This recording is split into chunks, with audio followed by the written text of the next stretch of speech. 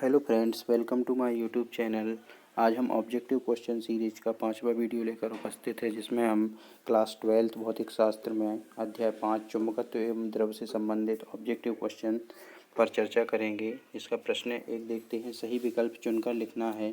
जिसमें पहला objective question है वेबर प्रति मीटर स्क्वायर मात्रक है, तो इसका राइट ऑप्शन रहेगा बी चुंबकीय क्षेत्र का। दूसरा प्रश्न देखते हैं, चुंबकीय क्षेत्र का मात्रक है, तो इसका राइट ऑप्शन रहेगा ऑप्शन सी न्यूटन प्रति एम्पियर मीटर। तीसरा प्रश्न देखते हैं, एक चुंबकीय सुई को एक असमान क्षेत्र में रखा जाता है तो वह अनुभव करती है। इसका राइट ऑप्शन रहेगा ऑप्शन ए एक बल और एक बल आघूर्ण। चौथा प्रश्न देखते हैं, लोह चुंबकीय पदार्थ का उदाहरण है, तो इसका राइट ऑप्शन रहेगा बी निकेल।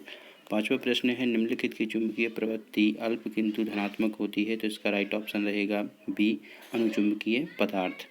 अगला प्रश्न देखते हैं, जिसमें रिक्त स्थानों की पूर्ति करना है। पहला प्रश्न है, ध्रुव प्राबल्य का एसआई मात्रक खाली स्थान है, तो इसका जो ध्रुव प्राबल्य का एसआई मात्रक होता है वो होता है एम्पियर मीटर। अगला प्रश्न है, चुंबकीय आघूर्ण की दिशा एस ध्रुव से एन ध्रुव की ओर खाली स्थान के अनुदिश होती है, तो ये होती है चुंबकीय अक्ष के अनुदिश। अगला प्रश्न है, चुंबकीय आघूर्ण का एसआई मात्रक खाली स्थान है, तो इसका जो एसआई मात्रक होता है वो होता है एम्पियर मीटर स्क्वायर। चौथा प्रश्न है, धारावाही परिनालिका को स्वतंत्रतापूर्वक लटका दिया जाए तो वह खाली स्थान दिशा में ठहरता है, तो ये नॉर्थ और साउथ दिशा में ठहरता है। पांचवा प्रश्न है, अक्षीय स्थिति में निरक्षीय स्थिति की तुलना में चुंबक के मध्य बिंदु से उतनी ही दूरी पर चुंबकीय क्षेत्र खाली स्थान होता है, तो ये होता है उसका दोगुना। धारावाही परिनालिका खाली स्थान की तरह व्यवहार करती है, तो धारावाही परिनालिका क्षण चुंबक की भांति व्यवहार करती है। अगला प्रश्न है, चुंबकीय आघूर्ण एम वाले चुंबक को उसकी लंबाई के अनुदिश दो बराबर भागों में काटने पर प्रत्येक भाग का चुंबकीय आघूर्ण खाली स्थान हो जाता है, तो ये उसका आधा हो जाता है m/2। आठवां प्रश्न है, प्रति चुंबकीय पदार्थ प्रबल चुंबक से खाली स्थान होती है, तो ये प्रबल चुंबक से प्रतिकर्षित होते हैं। अगला प्रश्न है, अनुचुंबकीय पदार्थ को चुंबकीय क्षेत्र में लटकाने पर वह क्षेत्र के खाली स्थान हो जाता है, तो यह क्षेत्र के समांतर हो जाता है। अगला प्रश्न देखते हैं, जिसमें अपने लिए सही जोड़ियां मिलानी हैं।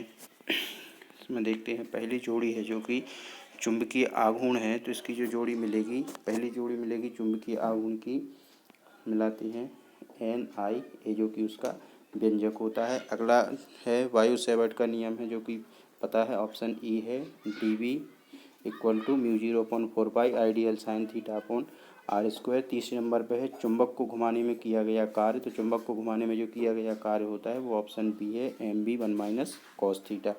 चौथा है अक्षीय स्थिति में चुंबकीय क्षेत्र, तो इसका जो व्यंजक होता है अक्षीय स्थिति में ये होता है ऑप्शन सी μ0/4 2m/dq।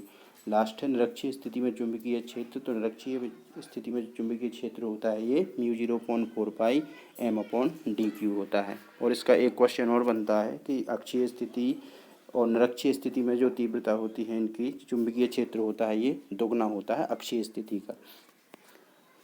चलिए अगला क्वेश्चन देखते हैं, जिसमें खंड बा में भी इसका जोड़ियां मिलानी है। तो प्रति चुंबकीय पदार्थ होता है, तो इसकी जोड़ी मिलाते हैं। प्रति चुंबकीय पदार्थ होता है जो तांबा होता है, अनुचुंबकीय पदार्थ की जोड़ी मिलेगी एल्यूमिनियम से ही, और लोहे चुंबकीय जो पदार्थ होता है ये इस्पात ही होता है। चलिए एक वाक्य या एक शब्द में उत्तर देना है। तो अगला प्रश्न देखते हैं, चुंबकीय आघूर्ण की दिशा क्या होती है। तो चुंबकीय आघूर्ण की जो दिशा होती है वो साउथ से नॉर्थ की ओर होती है। चुंबकीय क्षेत्र रेखाएं बंद वक्र होती हैं या खुला वक्र होती हैं, तो ये बंद वक्र होती हैं। क्या बिना ध्रुवों का कोई चुंबक हो सकता है, तो ये हो सकता है। इसका राइट ऑप्शन हाँ रहेगा, और ये टोराइड की भांति हो सकता है।